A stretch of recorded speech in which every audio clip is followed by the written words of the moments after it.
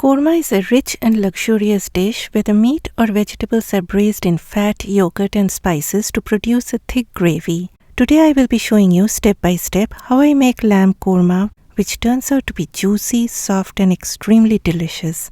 Namaskar and welcome to Curries with Bumbi. The very first thing that I will be doing is pureeing ginger and garlic. So I have taken one whole head of garlic, then ginger and 2 green chillies which are totally optional. All of them go into the blender jar along with 1/4 of a cup of water and gets blended to a smooth paste. Pot on medium-high heat. Korma recipes call for a generous use of oil or ghee. I used 1/3 of a cup of oil, but you do not have to stick to this proportion. So please adjust the proportion of oil according to your preference. Now before the oil turns hot, add the sliced onions. If you add onions to very hot oil, then the exterior of the onions will immediately turn brown and that will bring an initial visual happiness. But the outcome will make you very sad. We want the onions to brown up gradually to bring out their sweetness. So add the onions when the oil is barely warm. After adding the onions, you can start frying them on a medium-high heat. I also added a sprinkle of salt to help the onions brown up faster. When you start seeing the edges of onions starting to get this little brown color, bring down the heat to medium and start stirring very frequently so that all the onions brown up together. You want the onions to brown up, but you do not want them to turn too dark brown, as that will make the gravy bitter. When you see a graceful browning like this, switch off the heat of your stove and take out a little more than 1/2 of the onions, leaving the rest of the bit in the pot. Squeeze out as much oil as possible while taking them out. Spread out the onions onto a plate lined with paper towels and then forget about them for now as you will need them later on.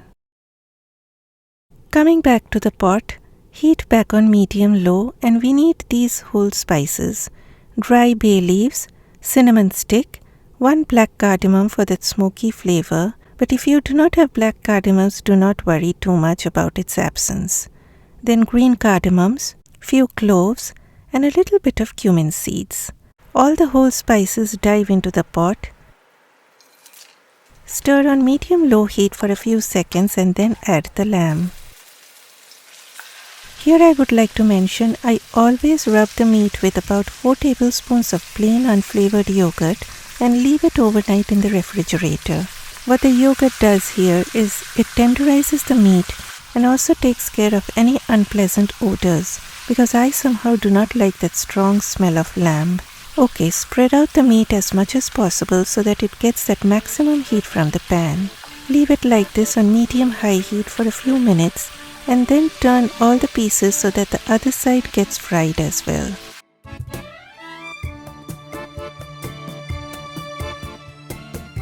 After a few minutes, it's time to add the fresh ginger, garlic, green chili puree that we had made in the beginning.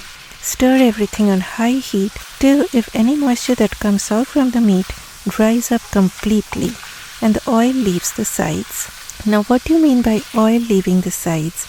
Like, see how that oil is separating? That's exactly what we are looking for. If you use less oil, you should be getting a drier kind of look, but there should be no water present there. Next, it's spice time. 1/2 teaspoon of turmeric powder, the sunshine of Indian cuisine. 1 tablespoon of Kashmiri red chili powder for that vibrant red color. Please add less to start with. You can always add later, but once added, it is very hard to pull out that heat. 1 tablespoon of ground coriander, 2 teaspoons of salt, and freshly cracked black pepper. Stir on medium heat for about 3 to 4 minutes. Next, I will do a step that I completely forgot. I will be pressure cooking this, so I should have started everything in my pressure cooker, but mistakes happen. So I am going to transfer all of this in my pressure cooker. Okay, all have entered the pressure cooker. Next, I added a heaped teaspoon of garam masala powder and a cup of hot water. If you do not want to use a pressure cooker, add 3 cups of water and simmer it on low heat, keeping it covered. Uncover from time to time. If you see the water is drying up but the meat has not turned tender, add more water and cook till the meat turns soft. The only difference between cooking in a pot and in a pressure cooker is that the meat gets cooked in 35 minutes in a pressure cooker, whereas in a pot it takes about an hour to an hour and a half.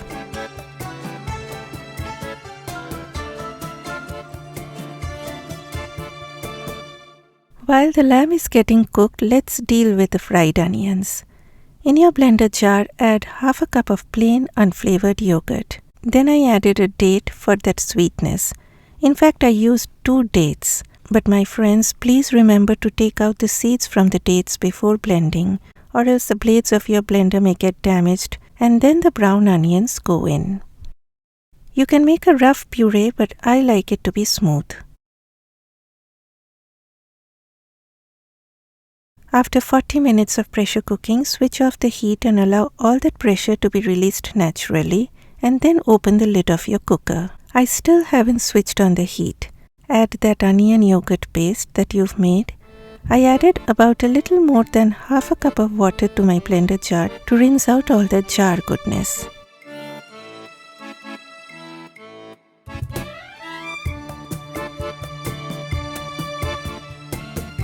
Next, add about 1/3 of a teaspoon of ground nutmeg and 1/3 of a teaspoon of ground mace. You want a thick gravy, so please do not add too much water. Cover and let it simmer away on low heat for 12 minutes. At the 6-minute mark, uncover, give a stir, do a taste test, and now is the time to add more chili powder if you want more heat, or add more salt if you find it to be less, or add a pinch of sugar if you find it to be too sour, but that's totally optional. Cover again for 6 more minutes. After 6 minutes, you will be greeted by this aromatic, delicious goodness. And if you like, you can add a teaspoon of Kora water at this point for that real Mughlai kind of aroma. But I like korma without Kora water because that nutmeg and mace brings in that subtle flavor which sometimes gets lost if Kora water is added. Remove the bay leaves, cinnamon stick, black cardamoms, or whatever whole spices catches your eyes because you do not want that unnecessary drama at the table. And look at that thick, luscious gravy clinging on to each piece of meat. I sometimes allow everything to settle down, and that allows the oil to float on top, and then I skim that oil off. And I do not throw away that oil. No, I cannot do that. But I fry potatoes in it or use it for frying eggs.